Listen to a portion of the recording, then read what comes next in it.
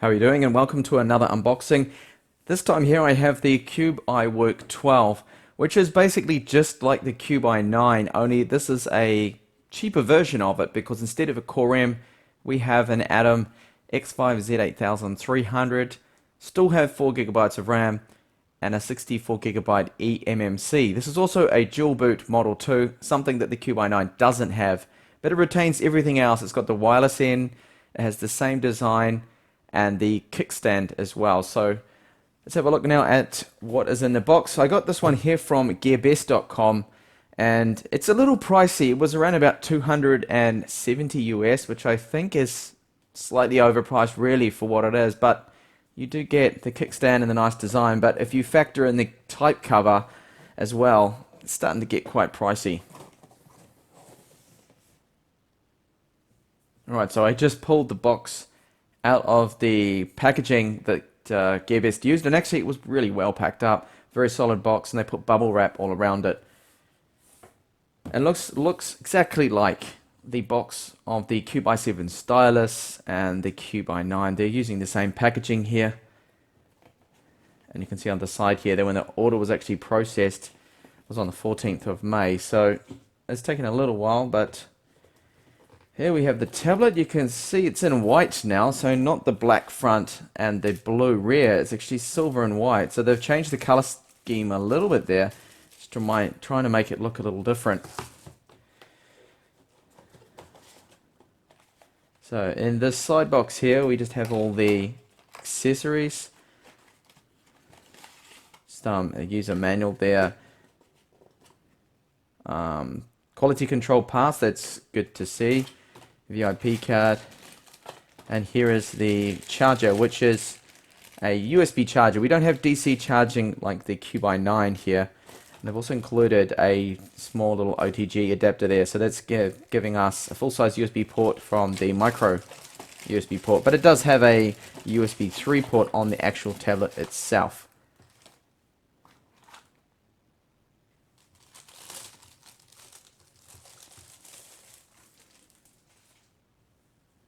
Alright, so we have on the right side there's Windows Home button, there's a front-facing 2 megapixel camera.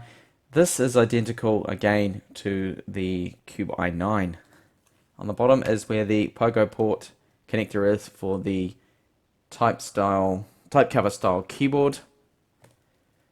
Cube logo there in Chinese, rear 5 megapixel camera, and there's just a speaker on the right side.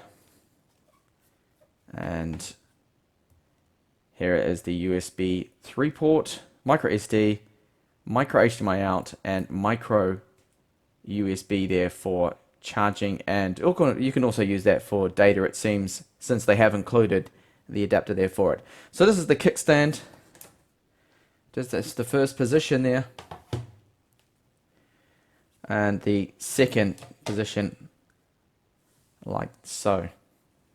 So I'll just power this on, hopefully there is some power in there. And also just weigh it. It should be about the same weight as the Cube i9. So it's not actually the lightest of tablets, but having that kickstand there is really quite handy. Okay, looks like there is absolutely no battery. Oh no, Cube logo's there, it is actually powering up. So have a look at the weight. So it comes in at 969 grams. So not the lightest tablet there. And we can see it's just gone into Windows. And to me this looks like the exact same panel too that the i9 has. So it's a 1200 piece panel, so it's 1920 by 1200. Have a look here at the brightness. This must be on the lowest setting. Well, it's on 40%, up to 100% there. I do have some rather powerful lighting on at the moment. It's probably making this look a little dimmer. So here's the keyboard. I still have my keyboard from the Cube i9 that I have, and I actually really like this type cover keyboard. I have to say it's probably one of the best that's come out of China when it comes to the style of keyboards. In fact, I would say that it is the best actually at the moment. So you have fabric on the back. Their touchpad is rather large for the space they have there, and typing on it is actually really good. So we do have two positions for the keyboard, so you can either have it flat like this, or just prop it up one more level there to get a more comfortable typing angle. And I find that does work quite well.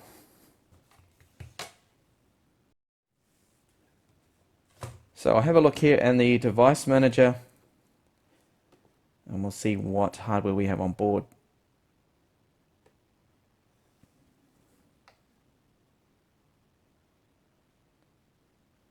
I imagine it would be using the Realtek for wireless. So wireless adapter, yeah, it's the same. The same wireless adapter we see literally on every single tablet out of China. You probably often heard me mention this. So it's just wireless in, and that's up to 150 megabits per second. And the disk drive is a brand eMMC, which is good to see. So Toshiba 064GE2. I have seen this one before. That should offer hopefully quite good speeds for an eMMC, but I will benchmark that and test that out. And also just look and see what free space we have available. This being a dual boot machine, we're not going to get so much. So 32.8. That is actually okay. So they've given obviously most of it to Windows. If we're clicking that, tapping that button right there, that launches the application to move over to Android. It's just popped up now. Whether you'd like to always show the user interface to swap operating systems. I'm going to set that to yes for now, and there is just a small toggle there. Switch to Android. Are you sure you want to switch to Android? Yes. Now it's going to reboot over into Android. While that is booting up, I'll just quickly show you. This is my Cube i9 right here, and you see they are exactly the same. The only difference being the fact that it is black here, but they use the same panel, same speakers, everything there. This is actually a really good tablet. I mean, the Cube i9 is one of my favorites at the moment. I have just recently done a comparison of this tablet with the Teclast X3 Pro, which is the other flagship Corium 6Y30, and I do find that because of the keyboard and the design and the two position kickstand, I think it's a slightly better tablet and one of the best that we have seen so far. This being the cheaper version, I'm still expecting to be quite a decent tablet. Alright, so here we see Android now. Good to see they are using a very stock looking ROM here. And just have a look at the settings and see this will be Android 5.1 by the looks of it. Yes, Android 5.1. The build is from the 3rd of May. So relatively new ROM too. Move over into storage and see that we have 7.22 gigabytes free. And Play Store, did I see Play Store there? Yes, Play Store is installed there on that ROM. Seems quite nice. The DPI they have used, I'm just looking at the screen there, seems to be perfect for the 1920 by 1200 resolution. It doesn't look blurry or anything to me. That looks quite good. I'm just having a look here if there was a toggle within the menu, swap down menu from here, but I can't actually see a toggle there to switch over to Windows, which is interesting. It might actually be on the, there we go. Hold down the power button, and now we have boot to Windows there. So it looks like a decent ROM. I will be testing this out and check out the performance of this. So this may be a good alternative to the likes of the Chewy Highbook or the Cube iWork10, which is smaller. If you want something a little larger with a much better keyboard, larger keyboard to type on, the kickstand, and the full-size USB 3 port on there. We don't have the Type-C port like you do. That's only on the Corium model. Alright, so that is the unboxing and just the initial first hands-on with the tablet here. So it's the iwork12, And so far it looks reasonably good to me. The 12.2-inch screen definitely gives you a lot more space there compared to other tablets that are out there with just 10-inch screens. And I find that resolution still looks actually okay on this size here. So we'll have more up and coming on this model. I'll have the Android review, do a little bit of gaming on it as well, Windows side review for that, and there will be a written review sometime in the future on techtablets.com, so keep an eye out for that. I'm a little behind schedule, actually quite a lot, because I've had a lot of internet problems here where I'm based. I have been having a bit of a nightmare actually. I've lost my unlimited 4G connection that I used to have with Orange. They're a bunch of assholes, and they limited my data and actually banned me for going over 100 gigabytes. So unlimited doesn't actually really exist, it seems, here in Spain anyway, with Orange.